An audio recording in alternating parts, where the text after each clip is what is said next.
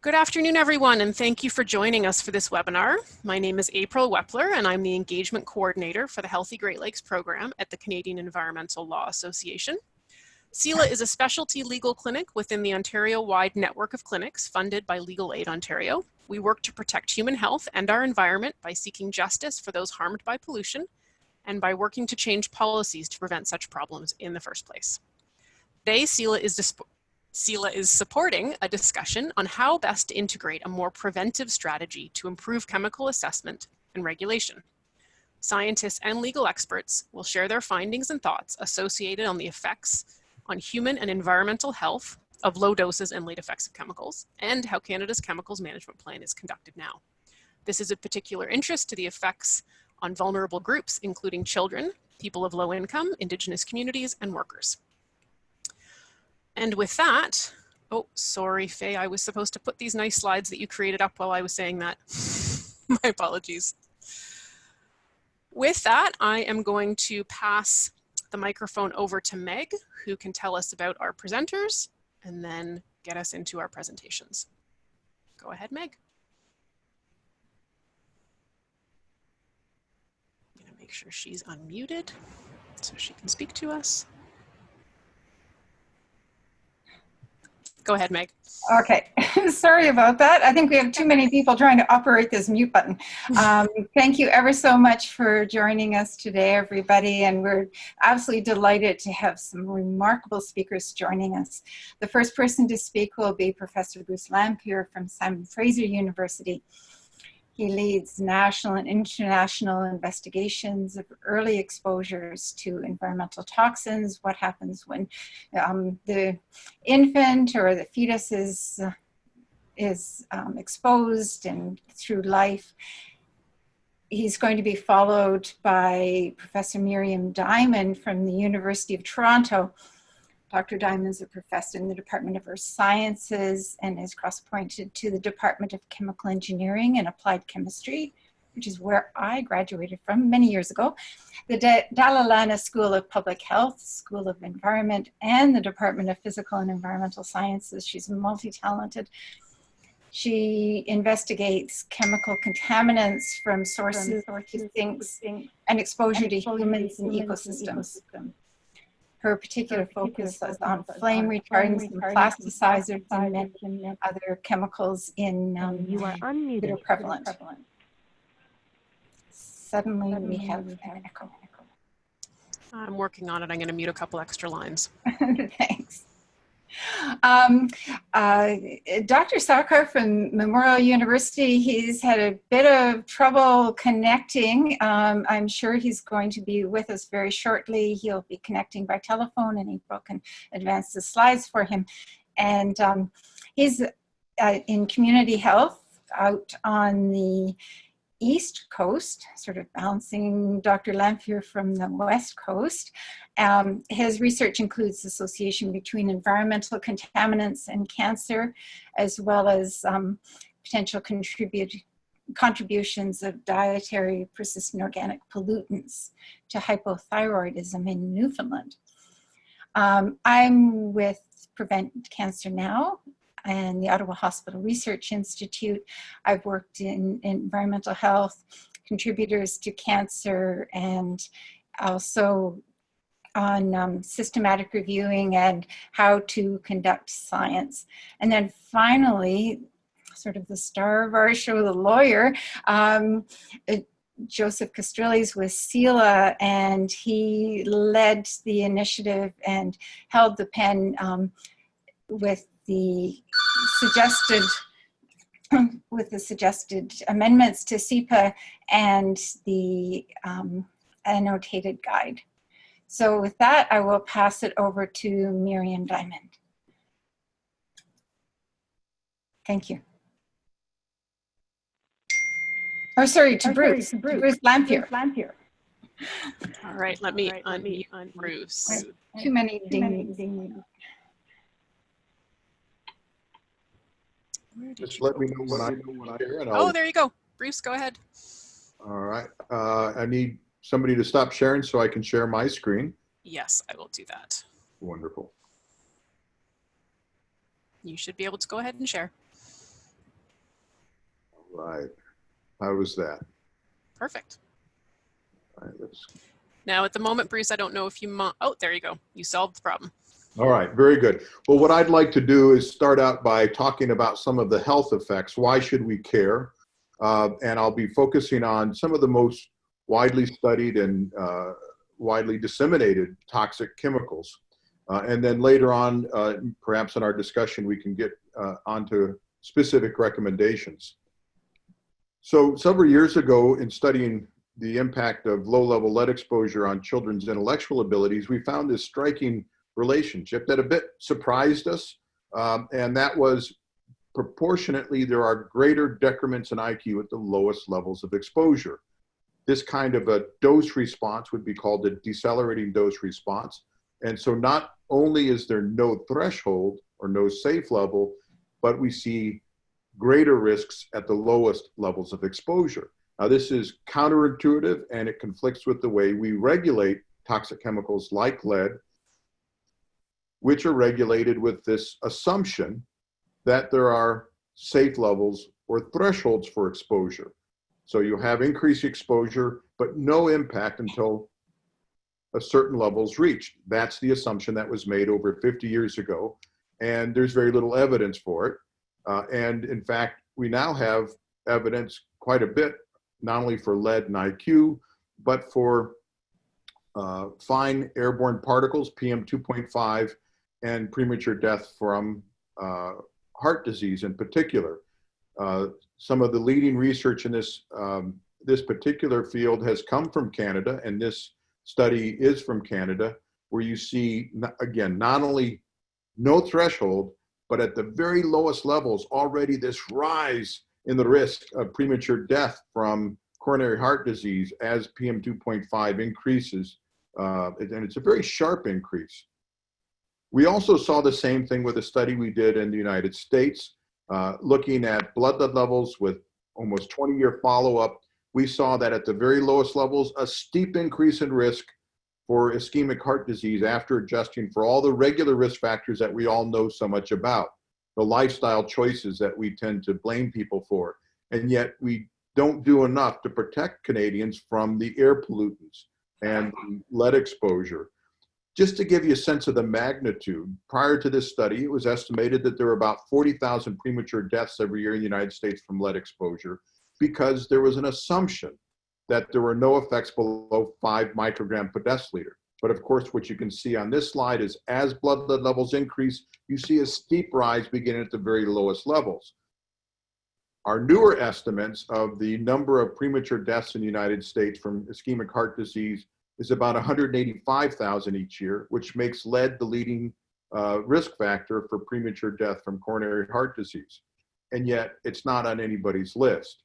So you can begin to see the impact of environmental toxins on human health, that we have underestimated them because we've made assumptions that are no longer valid, that there are safe levels or thresholds. What about for carcinogens, cancer-causing agents? Well, we've made a little bit more of a protective estimate or assumption. We've assumed that there is no threshold, but that the relationship is linear. That is, for each increase in exposure, the risk is increases linearly. But in fact, for things like benzene and leukemia, there's actually a steep rise in risk at the lowest levels of exposure. That is, it's not linear, it's decelerating, and there are greater risks proportionately at the lowest levels of exposure. We see something very similar for asbestos and mesothelioma. Now, this idea that there are impacts, health impacts at these very low levels is kind of hard to get your head around. So I want to show you a couple of examples of this idea that there are no safe levels based upon studies done in Scotland. And these studies look at the impact of the ban on smoking in public places among non-smoking individuals. So in the first slide, you're going to see what happened after the ban on smoking in public places among non-smoking pregnant women. There was a 15% reduction in preterm birth. There was a 25% reduction in very preterm birth, that is, children born before 34 weeks of age. This is better than any drug we have on the market for preterm birth. And yet, when I talk to physician groups, virtually none of them are familiar with this research. In that same country, in Scotland, there was a 20% reduction in acute heart attacks following the ban on smoking in public places among non-smoking adults. 20% reduction from secondhand smoke reduction. Phenomenally large, and again, most people are unfamiliar with it. We have similar data to this from Toronto as well, although they didn't separate it out for non-smoking and smoking. Another area that we have fallen way behind in terms of chemical management are around this idea of chemical mixtures, endocrine disrupting chemicals, and joint effects. And I want to just give you a couple quick snapshots of this. So this is a study we did in a home study in Cincinnati, Ohio. The number of chemicals that we found in a Canadian birth cohort, MyRec, is comparable. And this is just a slice. We are all exposed, and our children are exposed. They become pre-polluted on dozens, if not hundreds, of chemicals. And this, again, is just a small slice of those. This was looking at autism, as well as this next one, where Rebecca Schmidt looked at whether different pesticides were associated with an increased risk of a pregnant woman delivering a child with autism, who later developed autism. And as you can see, that some of the pesticides were indeed risk factors, but the risk was magnified if the pregnant woman was folate deficient or hadn't taken folate, prenatal or folate vitamins during pregnancy. And we've seen this not only with pesticides, there's some evidence with air pollutants, and we've got some Canada-specific data showing that the increase in autism behavior scores is greater if you're exposed to phthalates and the pregnant woman is deficient in folate at the same time. Now, some of you may be familiar with this recent investigation by over 100 journalists in Canada.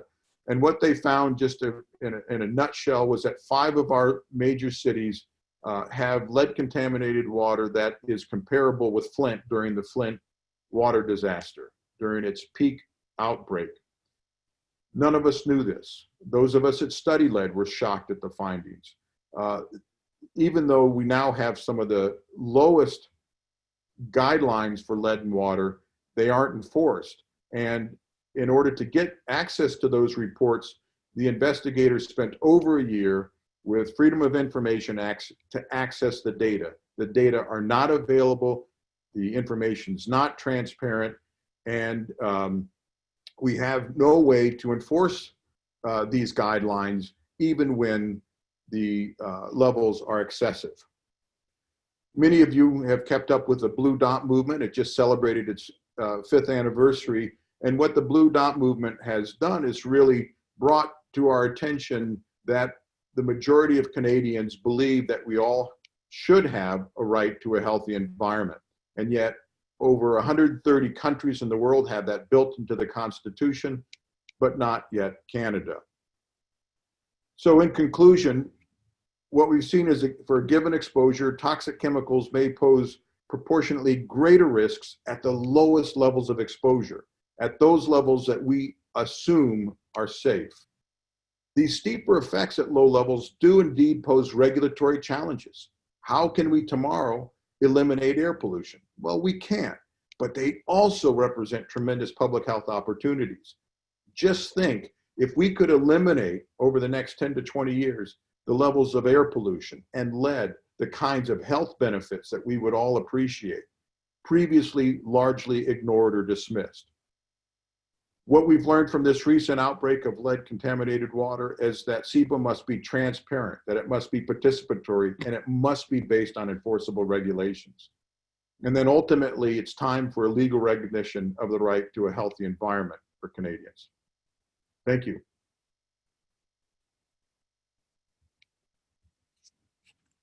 Thanks, Bruce. We can pass it directly over to Miriam now. I'll just double check that she's unmuted. Okay, I've stopped sharing. Great, thank you. Miriam, you should be able to go ahead and share your screen. Okay. Can you see me? Not yet, but sometimes it takes a moment. Okay. Well, while we're starting, my name is Miriam Diamond, and thanks for the introduction, Meg, and thanks for that excellent presentation, Bruce. Can you see me now? No. Are you sure you've chosen the screen sharing feature? I have, but let me do it again.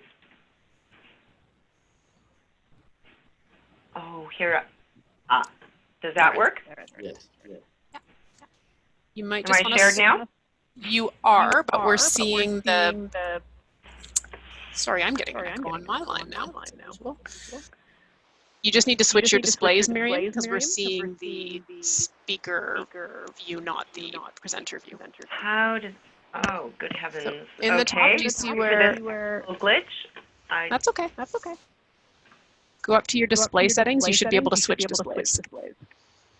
Go up to the display settings. Actually, if I let me see.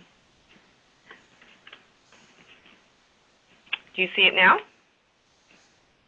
We're seeing the same. No, now we see your backdrop. No. Okay. I need to get to that. Oh, I am so sorry about this. That's okay. Take a moment. And if not, I can always display yours if it doesn't work. So I need to go back to the full screen sharing screen that is now not available to me.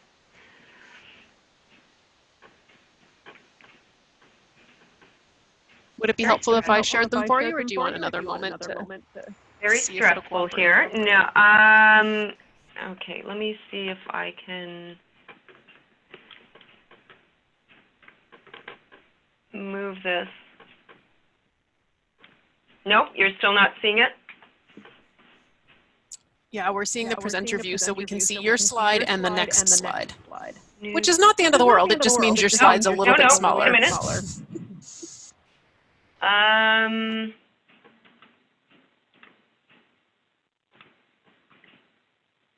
Are you seeing it now? Yep, you're all set. That's perfect. Okay. Good Sorry job. about that. Okay. And okay, here we go to the title slide. So Bruce has talked about the adverse health effects in a most clear and compelling way. My comments are going to be directed towards chemical management and why we are in the situation that we are in. And I should probably mention that I've been involved with Canada's Chemical Management Plan Science Committee. So CEPA was first set up in 1988 and then revised in 1999. And it was set up initially really to deal with smokestack issues, noting that Canada's always been a country dependent economically on resources. We've never had a strong manufacturing sector. But in the 1950s, 60s, and coming into the 1970s, we were in a situation where we had no bald eagles in the Great Lakes. We did not have breeding trout in Lake Ontario, and we were very concerned about what fish were in the fish when they were available, not in the Great Lakes. In many cases, emissions were originating from smokestacks as well as diffuse emissions from pesticides. But that was the backdrop for CEPA. The backdrop was major smokestack emissions, mostly point source emissions, and testing according to acute toxicity, while we note that the failure of bald eagles to reproduce was certainly endocrine disruption. So what's happened to CEPA since 1999? And actually, what's happened to Canada since 1999? That's actually more the question. So we've seen the demise of most of the manufacturing that we have had in Canada. It's replaced with imports. So what you're looking at here, and can you see the, let me see, can I get my cursor? Can you see my cursor? Okay. Hopefully what you can see is that at least with the U.S., this thin blue bar represents emissions. In this case, it's carbon dioxide, but really they're proportional to all chemical emissions. This is what the U.S. now produces, and it's largely going to Europe. What the U.S. is doing is importing, mostly from, and it's importing emissions. These are, in this case, CO2, but it's also chemical emissions that occur, in this case, in China, Brazil and India, and the rest of non-Annex B countries. This is with respect to Kyoto, but this is largely countries in the south. What the U.S. is doing, as well as I would submit Canada, is that we've moved our chemical emissions due to production offshore, and we import the finished product. And there's been a concomitant increase in this case in China, in production there.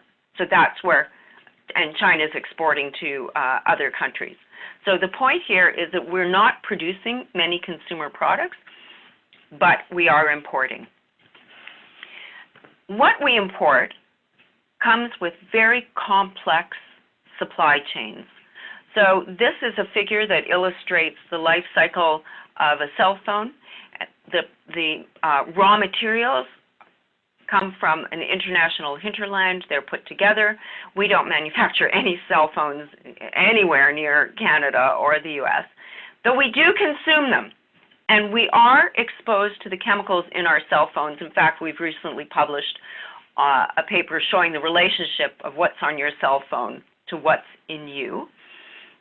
And then we dispose of them. So what we've seen is a Western deindustrialization. We've seen the global south become heavily industrialized. We transfer chemicals in those products, and their embodied emissions in the finished goods. That's what we get here, and their supply chains are very complex. So again, continuing on these trends, what we do know is that chemical production has increased dramatically. The global chemical industry is now worth more than $5 trillion US. It's projected to double, that is, production is projected to double by 2030. And here you can see a figure showing the dramatic rise in chemical industry output, and we are the ones receiving those chemicals, largely in Canada, in finished imported goods. So I want to then draw on our attention to some of the shortcomings that we see right now in CEPA. And I'm going to start with then that issue that CEPA has a giant loophole. It doesn't consider chemicals in imported finished products. I'm going to illustrate this with the case going back to the cell phone or electronic and electrical equipment more broadly.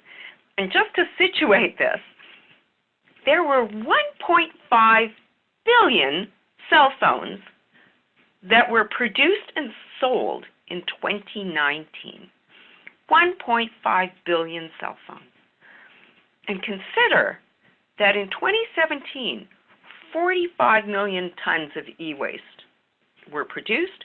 That's equivalent to 1/10 of the mass of all the people on Earth. So, what did we do? We went to an e-waste handling facility in Ontario, and that's what you see in the picture above. We collected the dust, and we thought, I wonder what's in the dust, because whatever is in the dust is subject to the workers who you see in this photo being occupationally exposed. And we're exposed to lower levels of whatever's in that dust because it's coming from our electronic products, the stuff that was in our house. So we looked at 47 substances in total. We found that 15 were on the domestic substance list. So, okay, so that's good. But if they are on the DSL, as we know, they're subject to much lower thresholds of information reporting. 8 were on the non-domestic substance list. Okay, that means they're on the watch list of some other jurisdiction, such as Europe with REACH or the US with TSCA. 2 had ministerial conditions, so you could just use that substance. So 13 had a CAS number. That means we know what the chemical is, but it's not listed on any list in Canada. And then 9 had nothing. So that's no CAS number. We know what the chemical is because we've analyzed it, but it's not in the system. So in short here, at least Canada is aware of 23 of those 47 substances, but we're not able to adjudicate on 22 of those substances. They're flying under the radar, but they're in our environment and we're being exposed. So I want to draw your attention to another example that just came out this week by researchers in China and also the researchers from Environment and Climate Change Canada, who did the work in conjunction with their Chinese colleagues. So it's a bunch of chemicals that are contained within your LCD display. They're liquid crystal monomers that enable all the colors in your display. In fact, what you're looking at this very moment is enabled by these chemicals. So these chemicals, which are called LCMs, have not been on the radar screen whatsoever. So what the Chinese colleagues did was to scrutinize the lists of manufacturers in China, identified that there were 362 of these LCM chemicals. They screened them just using computer models for toxicity, did some chemical identification, and then found out that 17 of these were detectable in dust. Now, these are, in a sense, the chemicals that nobody really wants to see because they're fluorinated, which means they're going to last forever. They've got aromatic rings, which means they're likely toxic. And as you can see in this visual, almost 200 million meters squared of LCD panels were produced in 2018. So they're in all our homes, and 17 of these LCMs are detectable in dust, and that's in China. So I'd like to acknowledge Lee Flora here, who's a science journalist working in Canada. And what he did was he asked the question, is CEPA aware of these liquid crystal monomers? So of the 13 LCMs found in phones, he found only one that was on the radar screen of CEPA. So from the assessment of whether these 362 LCMs are very persistent, of the screening, 10 are very persistent and very bioaccumulative. Of those 10, none were found on the CEPA radar, and 2 didn't have CAS numbers, so they're not sort of generally on the screen of analytical chemists. So if they're found in dust, if they're found in the screens, I can tell you that they're inevitably found in us. They're not on our radar screen. Finally, as my final example, I want to talk about one of the things that really bedevils us. CEPA works on a system of risk, and that means that the chemical, we or biota have to be sufficiently exposed to the chemical to trigger an adverse effect. So we don't judge on hazard, we judge on risk. But one of the strategies, actually I'm just going to go back for a minute, one of the strategies of the chemical industry, and I don't know if it's intentional or not, is to use a whole bunch of different chemicals to provide a similar function. In this case, it's 362 LCMs. It's extremely unlikely that one of these LCMs will reach an exposure level that would trigger a risk designation. But as Bruce pointed out, we're exposed to mixtures, and we're not able through CEPA to deal with this mixture issue. So here we've looked at the problem of this, in a sense, atomization of chemicals that provide a similar function, but no one chemical will reach a high enough concentration in us to trigger risk. So we've looked at this with organophosphate esters. They're used as flame retardants and plasticizers, and they've largely replaced the now banned polybrominated diphenyl ethers. All of these chemicals, organophosphate esters and polybrominated diphenyl ethers, which, by the way, are found in ample supply in our electronic devices. Not the PBDEs so much anymore, but the organophosphate esters are. Miriam, it's April. I just need to interrupt for a quick moment, let you know you're just over 10 minutes, so if you're able to wrap up in the next minute, great. You bet. So we find these chemicals all over the place, and we find them at concentrations substantially higher than the banned PBDEs. So to wrap up, what gets on the CEPA list? So we found we've got a loophole with imported chemical goods that's made more difficult because of complex global supply chains. Our reporting thresholds are high, and those reporting thresholds only pertain to chemicals that are used in a neat mixture, actually that are used as that chemical mixture. We have issues of confidential business information, so we have to use analytical chemistry to find out what's in products, and we have chemical by chemical adjudication.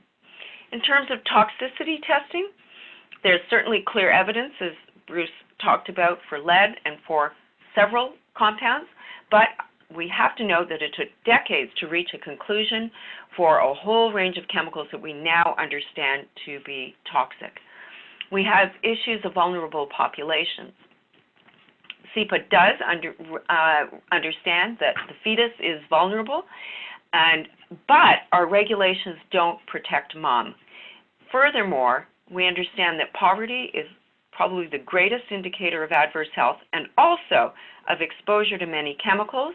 Our chemical testing methods do not adequately, cannot adequately account for people with multiple stresses, such as those living in poverty, and that brings me to the point of multiple stressors. So we've got the problem of hazard versus risk. So what I suggest to move forward is that we need to use a class-based approach. We need to look at classes of chemicals and not one by one. And this is from Arlene Bloom, who's in the center of this photograph with Green Science Policy Institute. We need to have a high hazard designation for chemicals that are very persistent, very bioaccumulative, very toxic, very mobile. We need to take a public health approach rather than reductionist toxicological approach. We need to look at occupational health and impacts over the life cycle of both organisms and products. And finally, we need a Green New Deal because we cannot just adjudicate our way chemical by chemical out of this mix. We need to dematerialize.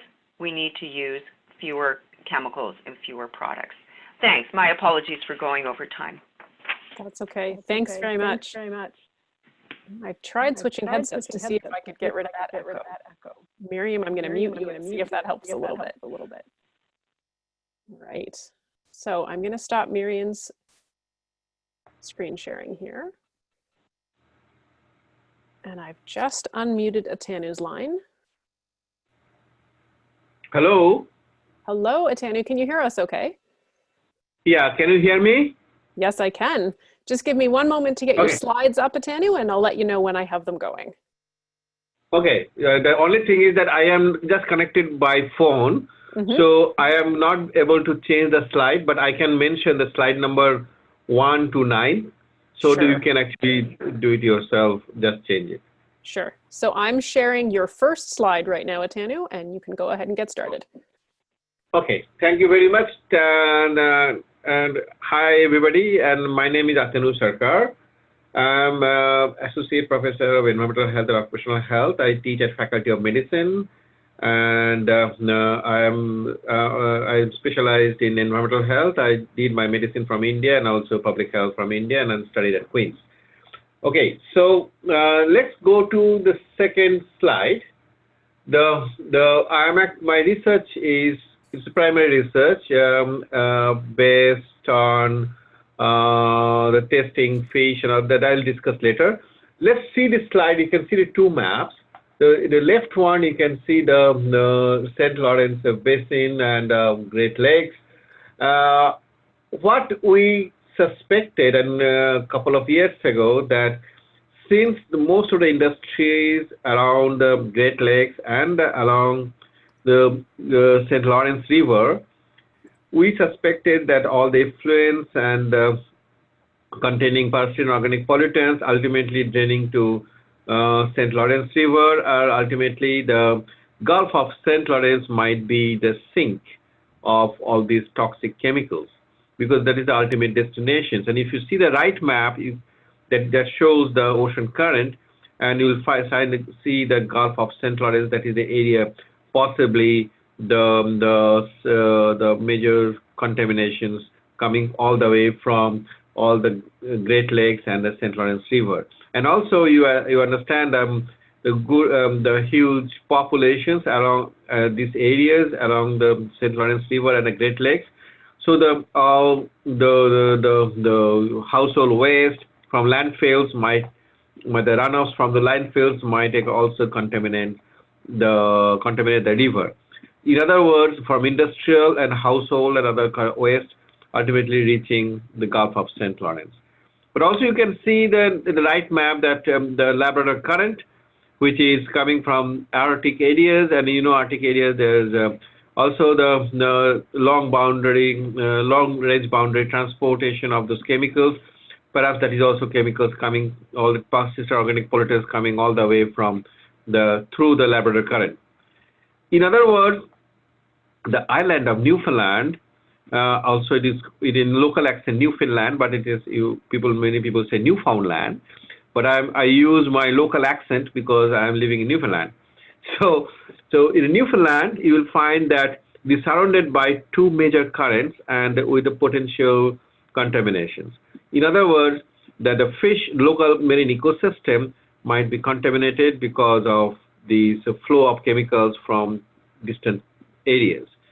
And since Newfoundland people eat local fish, they're known for their essentially fish-eating populations. They love, it's part of the culture. They catch local fish and eat.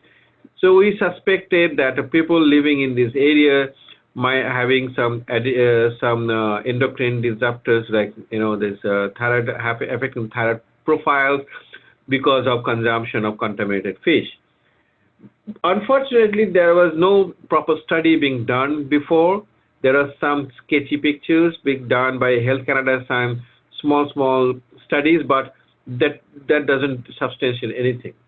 So what we have decided in order to collect all the pieces of puzzles, like first starts with whether our hypothesis of the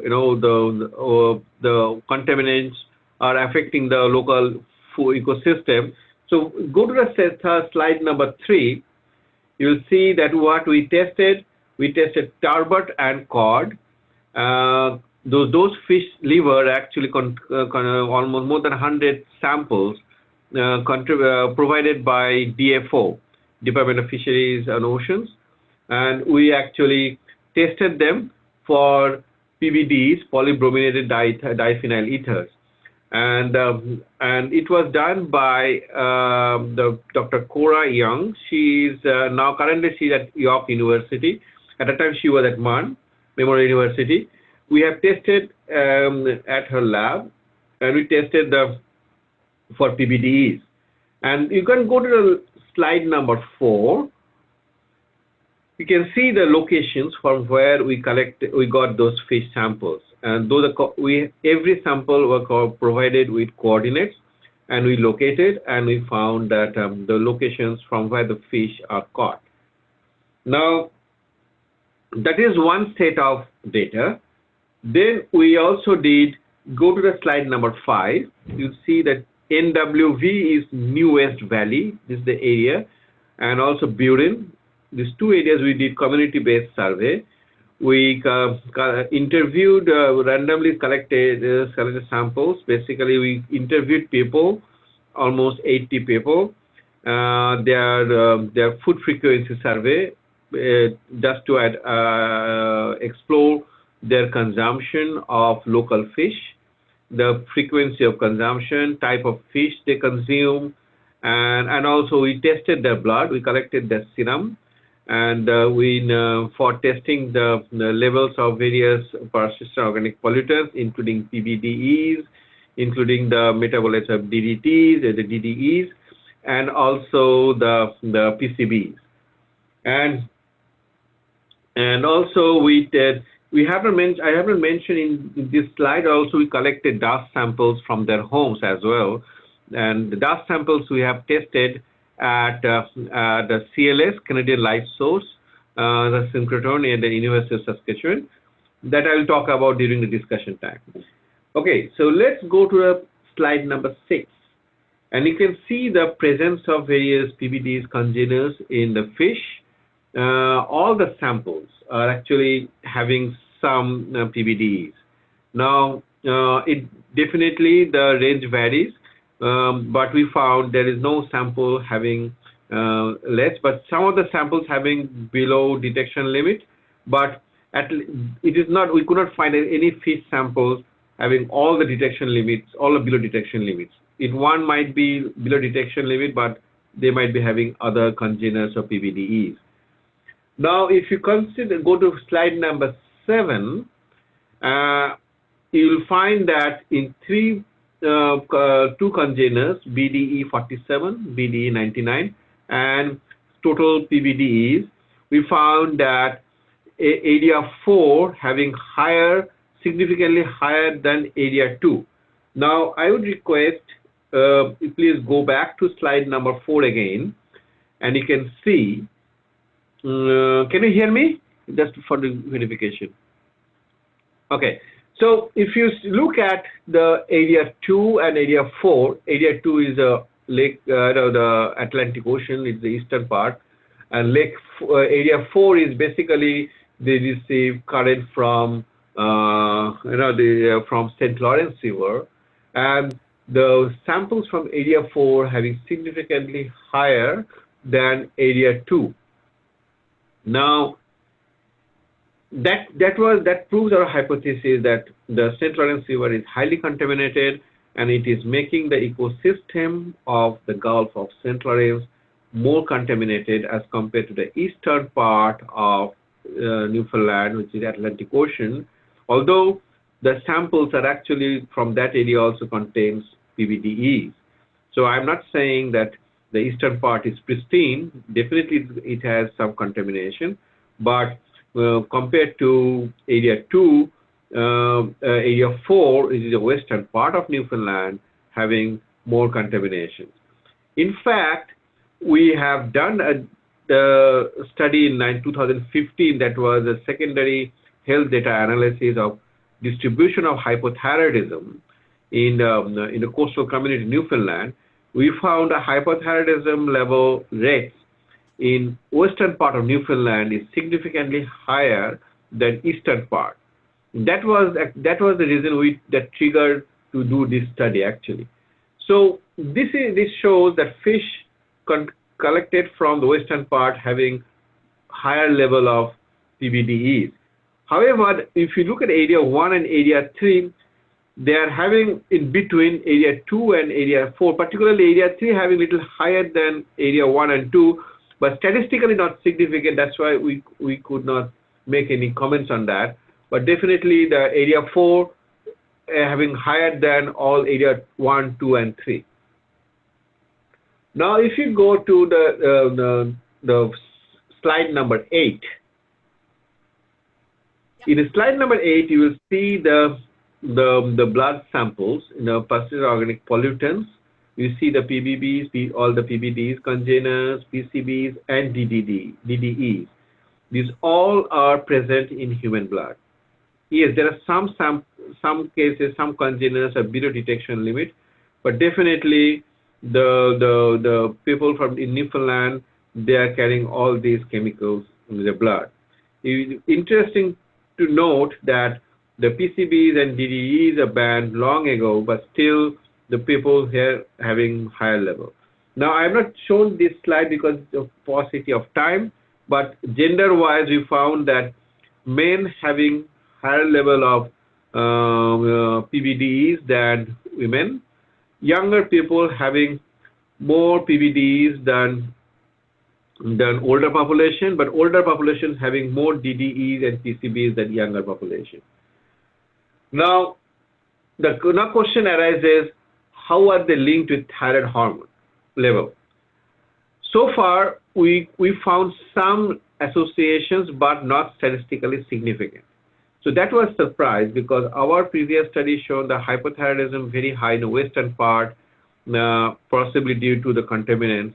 But here, when we looked at their thyroid profile, TSH, pre-T3, and pre-T4, and linked with, we did all kinds of statistical analysis, we combined them, we put all these, all kinds of regression analysis, but we couldn't find any significant relation with thyroid profiles.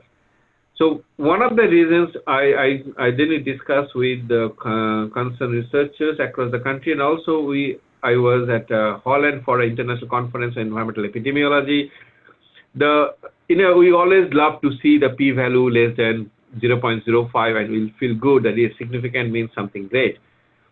Then we found a lot of researchers also could not find much analysis when they tested linked with only PBDEs or PCBs or 1 or 2 or 3 congeners. And the reason actually that there are so many other thyrotoxic contaminants like PFAS. And unfortunately, we didn't have any scope to test PFAS, although we have the serum sample we preserve now. We are looking for fund to test PFAS, perfluorinated compounds, which are extensively used in as a water repellents and used in kitchenware and other stuff. So those are known to be a very strong thyrotoxic chemicals, but we didn't have any scope to test that. So apparently it looks a bit disappointing that, we couldn't find anything. But what was actually takeaway message actually to this last slide is that... Yep, I was just going to say we're at over 10 minutes. So if you can wrap up with that last slide, that'd be great. Yeah. Thank you. Yeah, absolutely. Thank you very much. So what we found that first of all, marine ecosystem is definitely contaminated by PBDEs, and humans are exposed to PBDEs and other legacy persistent organic pollutants. That can be potential source of exposure. We tested dust samples as well at the CLS, Canadian Light Source, at University of Saskatchewan. We found all the dust samples actually having the brominated compounds, BDEs, defined congeners. So that is also another potential source. And further study actually needed to include other thyrotoxic persistent organic pollutants such as PFAS, because until unless we include all this is a cocktail of chemicals. If we don't include those chemicals, if we just focus on 1 or 2, it might be misleading, and it might be give good excuse for many regulatory authorities to say that the problem is not that severe because not statistically significant. So that is so we scientific community, we have to go by the best scientific approach. And since we are living in the world of all toxic chemicals, we have to take into account all of them and did more study and to prove it. But definitely it shows that the people living in Newfoundland are exposed to this chemical. So thanks for your attention, and I'm sorry for going beyond the time. I'm ready to take questions. Thank you very much. Thank you very much, Atanu. So we have 2 more presenters that we're going to hear from, and then we'll take questions from everyone at the end. So okay, Meg, sure. I have unmuted you. And just remind me, Meg, are you going to share your own slides, or do you want me to put your presentation up?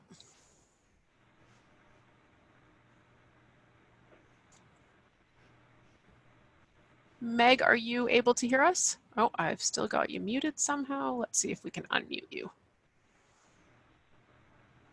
I've unmuted myself. Can you hear me? Excellent. Yes, we can. Okay. Thank you, Meg. You just go ahead and put my slides up if they're handy. Sure.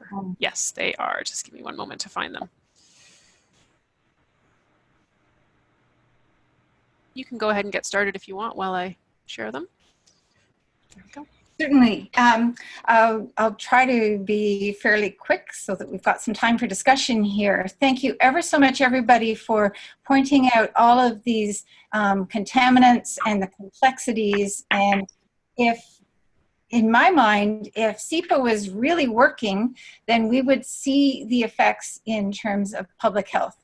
And so that's what I'm very quickly going to whip through some work that suggests that perhaps we do need some more, spend a little bit more time paying attention to public health as a outcome for CEPA. So if you could move on to the next slide, please. Is that the right one, Meg? That's perfect, thanks. Okay. So the Lancet Commission has said that pollution is the largest environmental cause of disease and premature death in the world today. That was in 2017. And our Commissioner for Environment and Sustainable Development has also said the government doesn't know how well it's meeting its goal of protecting Canadians from the risks of toxic substances. Next slide, please. So if CEPA was working, the health of Canadians would be improving. Now, this graph is from a presentation by the Public Health Agency of Canada. And what we see are groups of a composite of chronic disease in ages from 12 to 19, and then getting to older and older ages.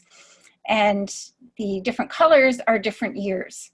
So we're seeing, particularly in the two groups to the right, that over the years, chronic disease, this composite of chronic disease, is increasing.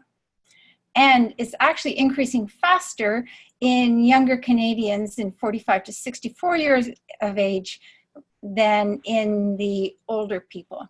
So it's actually got to the point now where the people who are over 65 are on average healthier than the younger people. And this isn't right. At the same time, we're seeing that diabetes is increasing between 3 and 5% every year in adolescents and children, reported in CMAJ back in 2017. Okay, go on to the next slide, please. Thinking back to Tanu's presentation, I'm going to show you just a few studies actually from Canada. These thyroid toxic chemicals can actually affect brain development and nerve development very, very early in gestation. And when they're bioaccumulated, they are downloaded from the mother's lipids most during the first pregnancy.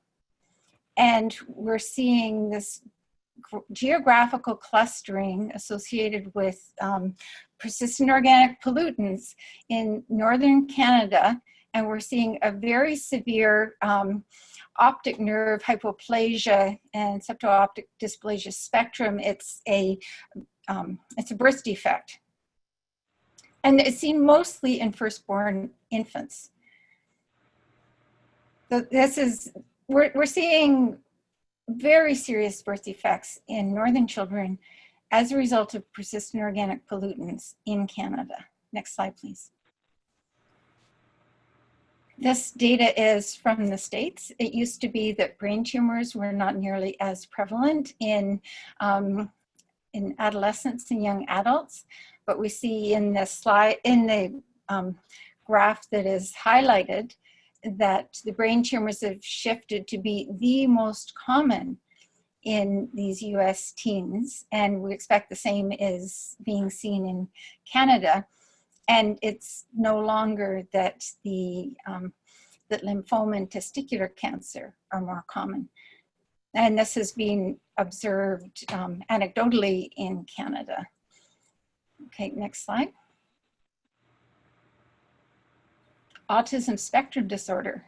It used to be 1 in 1,000 children back in, when the dinosaurs roamed and I went to school. But now it was reported that in 2015, 1 in 66 Canadian children were diagnosed on the autism spectrum. That's 1 child in every 2 classrooms. This is affecting not only the development of those individual children, this is affecting the schooling of every single Canadian child.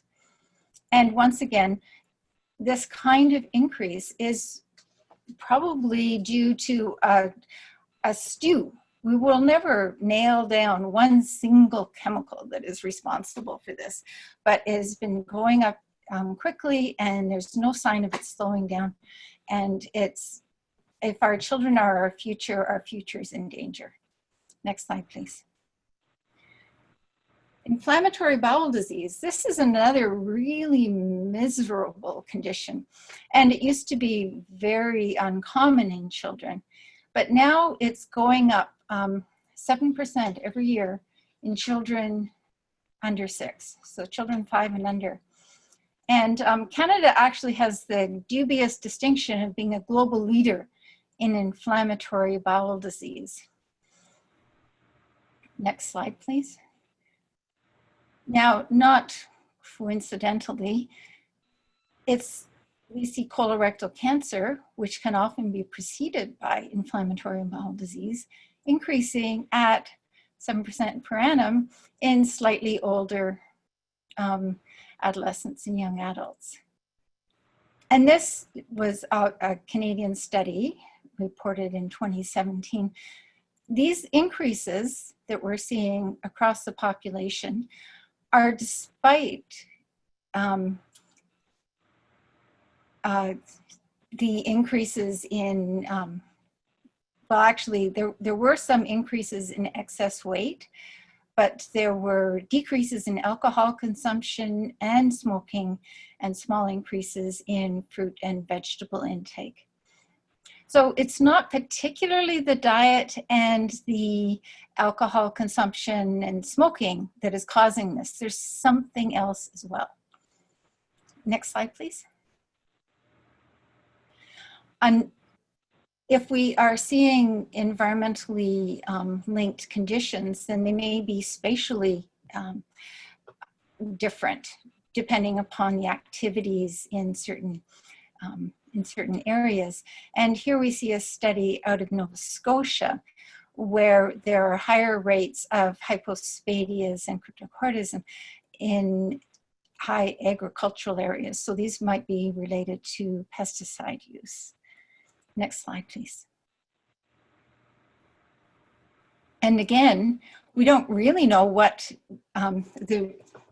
is associated spatially with these very patchy incidents of lymphoid leukemia, but those were increasing at about 1.4% every single year over a long time period from 1984 to 2013.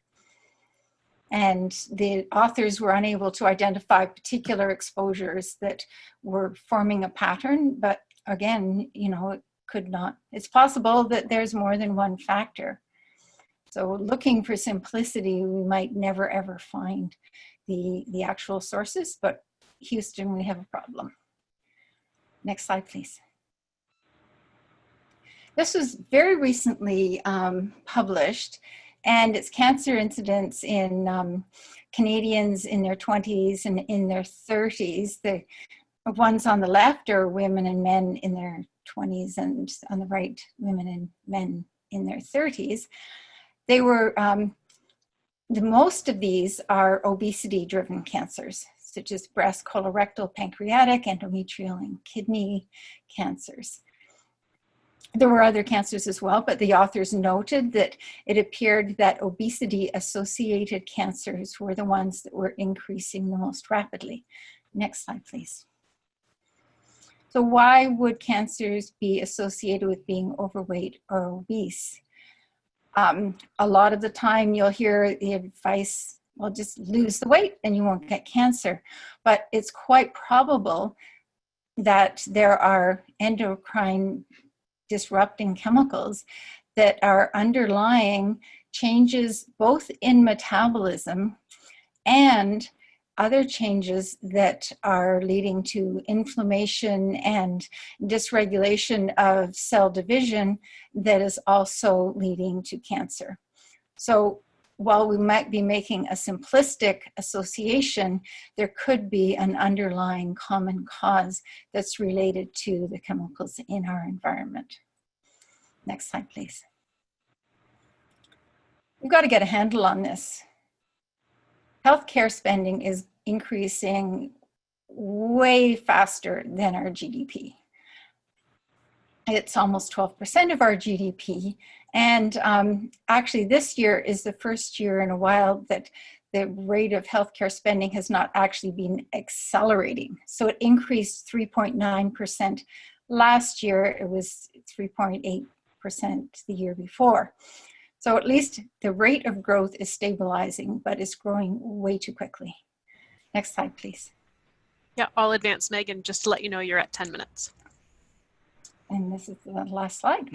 Perfect. So thank you very much.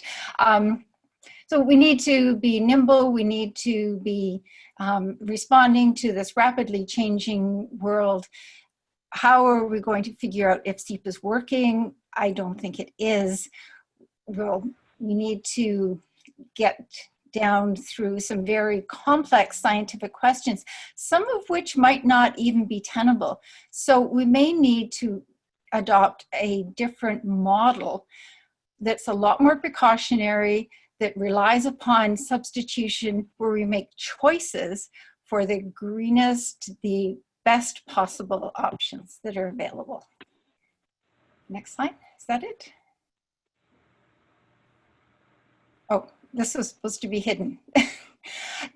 Okay. Yeah, that final slide is actually an example of, you can just move that on. I just want to show one thing. This is a slide from 2001. This is the type of data that used to be available from the Public Health Agency of Canada and is no longer available today. This is looking at cancer mortality across Canada.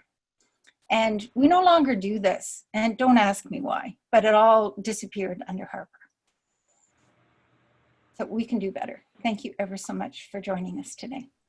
And I'll pass it over to Joe, who is going to say, yes, we have a problem, and he's going to give us some ideas of how we can fix it in CEPA. Thank you very much, Meg. Joe, you should be unmuted if you want to go ahead. And do you need me to display your slides, Joe? Because I have two PowerPoints, I'm going to talk about the background one, but you don't need to actually put that on the screen because it's 55 slides. Mm-hmm. You can put the second PowerPoint up, but I won't speak to that for a couple of minutes because I'm going to do a brief run through of the background PowerPoint, just because it is so long, and I think it would be helpful, particularly in light of some of what we've heard from the other speakers. Sure, and Joe, since my job seems to be on everyone's case about time, I'll just point out we have 22 minutes until the end, so if you can stick to about 10, that'll leave us time for some discussion at the end. All right, that's the goal. As April mentioned at the outset, CELA is a legal aid clinic in Ontario. We represent low-income individuals and disadvantaged communities with environmental problems. And these are the folks who are disproportionately impacted by pollution generally and toxic substances in particular, as noted by a number of the other speakers earlier today. As I mentioned, I have prepared two PowerPoints. The longer of the two is meant as background to the Canadian Environmental Protection Act and also to some of what you've heard this afternoon from the scientists. The second PowerPoint focuses on how CEPA has addressed endocrine disrupting substances and what might be done to improve the law in that regard. So very quickly, with respect to the background or overview PowerPoint, the first part of that PowerPoint provides an overview of CEPA in the following respects. Basically, slides 7 to 9 deal with the definition of toxic under the statute. Slides 10 to 13 deal with how to distinguish between existing and new chemicals under the Act. That's basically how to distinguish between domestic substances list and non-domestic substances list, which I'll come back to in a couple moments. Thirdly, slides 14 to 16 address the categorization process for existing chemicals, which led to the winnowing out of 23,000 substances down to 4,300 that needed further examination. And then slides 17 to 20 deal with the chemicals management plan process for doing risk assessments of the 4,300 high, medium, and low priority substances. The second part of the PowerPoint, basically slides 21 to 29, look at gaps in CEPA or the process that's been employed under CEPA for existing chemicals. Some of those gaps have actually been directly or indirectly mentioned this afternoon, and I'll talk about a couple of others when I talk about endocrine disrupting substances in a moment. The third part of the PowerPoint deals with new chemicals, and there are basically slides 30 to 40. And what those slides demonstrate is that there are two means by which chemicals can enter Canada. One is through what is known as the New Substances Notification Regulations under CEPA. The second way is under the non-domestic substances list. And I'll just note here that the non-domestic substances list, which has about 58,000 substances on it, is predominantly based on the U.S. Toxic Substances Control Act chemicals list, which may or may not explain the mystery chemicals that Miriam mentioned earlier that don't seem to be showing up in Canada under the DSL or the NDSL. We can come back to that later as well. The fourth part of the PowerPoint, that's slides 42 to 45, identifies that since 2007, Parliamentary and Senate Environment Committees have made over 140 recommendations for reforming CEPA in a variety of areas, including both the risk assessment and risk management processes. None have been adopted by Parliament to date. And the fifth part of the PowerPoint, basically slides 46 to 52, look at CEPA amendments that CELA drafted in 2018 and that are supported by about 30 organizations across the country. And these amendments, which total about 50 pages of amendments, deal with parts 3, 4, and 5 of the Act and correspond to the NPRI, pollution prevention and toxic substances portions of the Act, and a few other aspects of the Act thrown in. What we were trying to accomplish with drafting these amendments, I guess, can be winnowed down to 4 basic propositions. Number one, it never hurts to draft the exact language you want Parliament to adopt.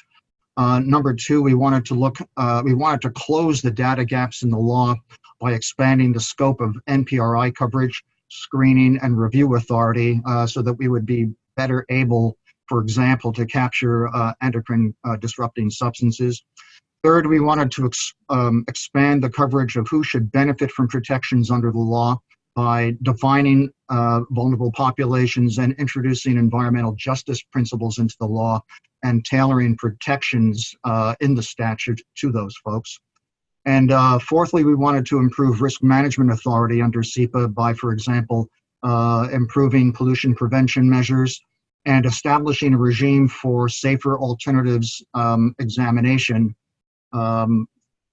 with respect to those substances that are currently or could eventually end up in Schedule 1, the list of toxic substances. Finally, the last part, which really corresponds to Part 2 of the statute, is we wanted to enhance the role of the public substantially by recognizing a right to a healthy environment, which is actually set out in our version of Section 22 of the amendments. And that's actually found at pages 13 to 16 of the draft amendments, which I think have also been provided to you under separate cover. So that's the quick run through the background PowerPoint. The purpose of the second PowerPoint presentation, and now April, I think you can turn to slide 2, was to do basically 3 things. We wanted to examine whether, and if so, how endocrine disrupting substances have been addressed under CEPA.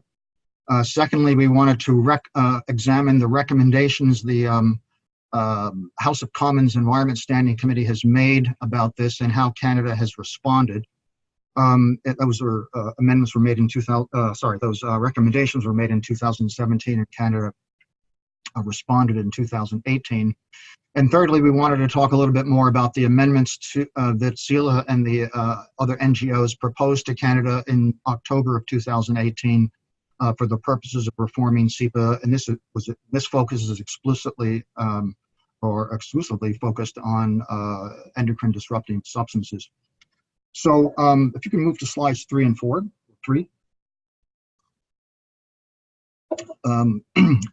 Unusually, endocrine disrupting substances are actually explicitly mentioned in the statute. And I say unusually because normally statutes are meant to be fairly general in language. And if a substance is being specifically mentioned, that must tell you right off the bat that there's a problem with the substance. The problem with the sections that are in CEPA, however, is that they predominantly focus on research and research only. With respect to EDS, as I call them. So in 2012, we petitioned Canada and asked the government to tell us what they had been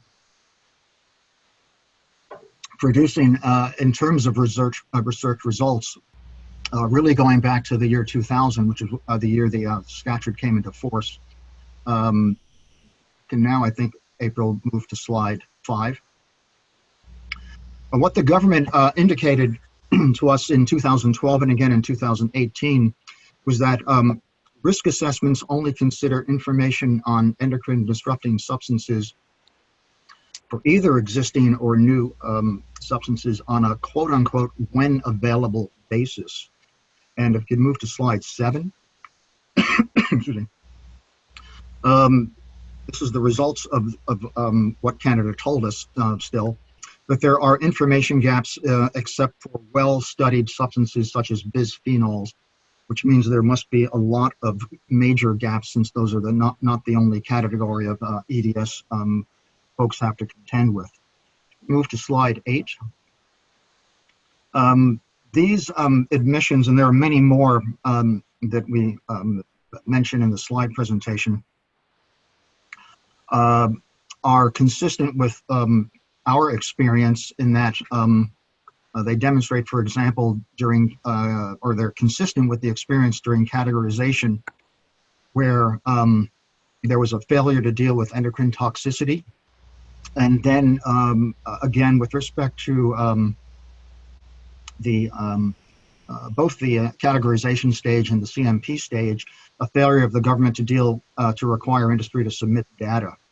That's actually reflected in slide 9. Ask you to, April, to go to slide 10.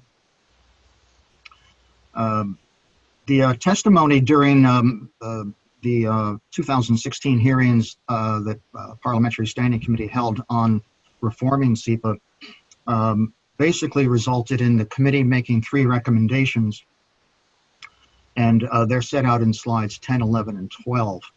And what they essentially were seeking to do was to improve the definition of such substances and also ensure that the Act addresses them more directly. In each case, Canada said that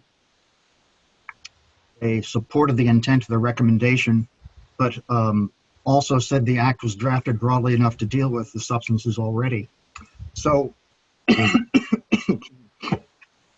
that reply really doesn't square with the government's earlier admission that there are data gaps with respect to these substances. So I think it remains to be seen exactly what the government will do when CEPA is amended in 2020 or thereafter. CELA was not, however, content to wait and see what the government might produce, and so that's why we produced our own amendments in 2018, and they're discussed at slides 13 to 15. And here we, these are just focused on EDS. And so we deal with better definition of the substance. We look at improving in slide, I think, can slide 14.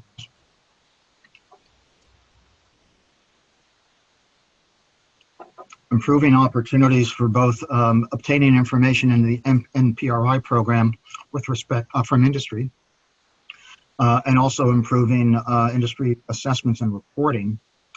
And then we also wanted to basically create a categorization regime for assessing an endocrine disrupting potential of substances. So that means basically going back to the 23,000 substances on the DSL and doing what we probably should have done 20 years ago, and that's examining all of them for EDS characteristics.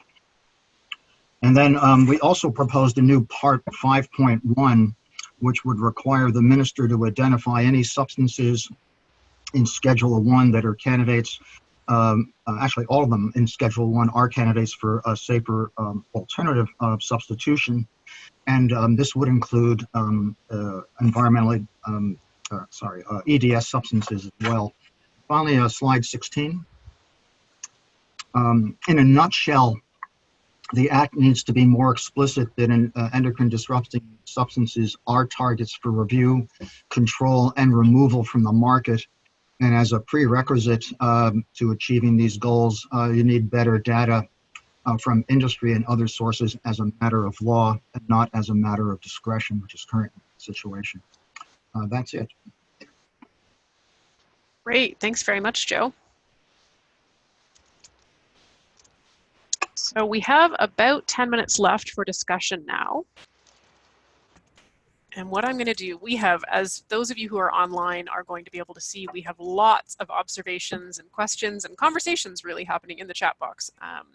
And I'll just remind everyone before we get into discussion that in terms of next steps, we will be sharing the presentations and the recording of the presentations, and we'll be doing follow-up discussions in the new year, and we can keep all of the participants today posted on these efforts for further engagement. So in case your burning question doesn't get responded to today, not to worry, there will be lots of follow-up. So I'm just going to briefly pause the recording right now, and then we'll move into the discussion.